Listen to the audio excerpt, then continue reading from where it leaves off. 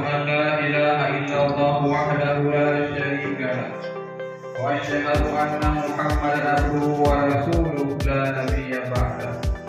Allah harus mengerti apa itu moderasi beragama. Moderasi beragama merupakan perilaku seseorang yang seimbang sehingga tidak yaitu menghina agama lain. Artinya kita tetap pada keyakinan kita sendiri tetapi tidak menghina keyakinan orang lain. Tentu kita tahu di Aceh hampir 100% agamanya Islam. Tapi Islam yang dianut di Aceh kadang-kadang ada beberapa Islam misalnya seperti Muhammadiyah atau mungkin ada perbedaan mazhab. Nah, toleransi antara beberapa mazhab itu juga termasuk toleransi beragama. Allah wabarakatuh.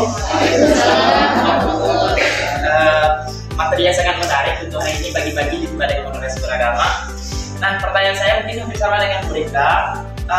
Kita di sini punya tidak multikultural, tapi di dalam kita sendiri terjadi beberapa perpecahan. Di antaranya itu adalah dengan perbedaan mazhab-mazhab dan lain-lain. Nah, ini mungkin yang menjadi patokan kita bagaimana cara kita mensinkronkan. Dengan kita berseberangan orang lain, tapi dengan sendiri jadi musuh. Yang kedua, jangan hanya moderasi beragama. Kita ingat ya, kita di sini adalah moderasi budaya bagaimana. Masalah ibadah kan? Karena ada suatu hadis al-ikhtilafu rahmatuh. Artinya perbedaan pendapat di antara para ulama itu merupakan rahmat bagi kita umat Islam. Makanya perlu untuk kita hargai. Seperti misalnya kita mazhab Syafi'i, kalau bersentuhan laki-laki dengan perempuan maka batal wudhunya kan.